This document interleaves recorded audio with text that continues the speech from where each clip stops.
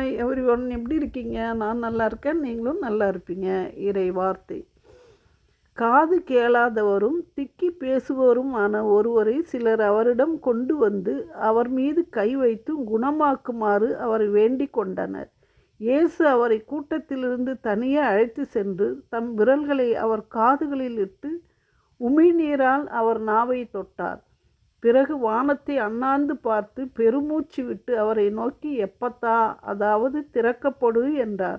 உடனே அவருடைய காதுகள் திறக்கப்பட்டன, நாவும் கட்டவிழ்ந்தது, அவர் தெளிவாக பேசினார்.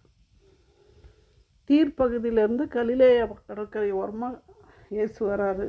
அப்போது ஒரு காது கேட்காதவரும் திக்கி பேசுவருமான 2 பேரை கூப்பிட்டு வந்து இயேசுக்கிட்ட விடுறாங்க.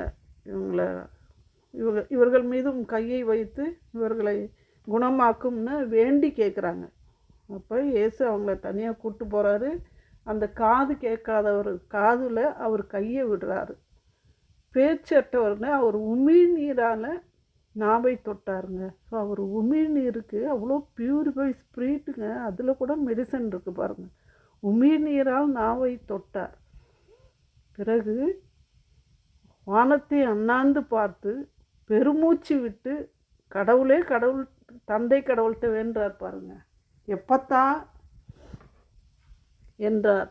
எப்பத்தா என்றால் திறக்கப்படு என்று அர்த்தமா.